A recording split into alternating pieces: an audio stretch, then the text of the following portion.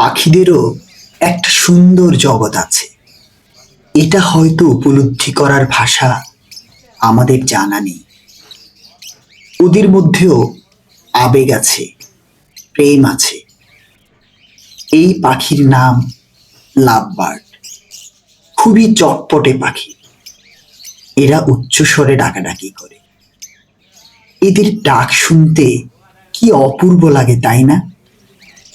এদের গায়ের রং কি আশ্চর্য রকম সুন্দর।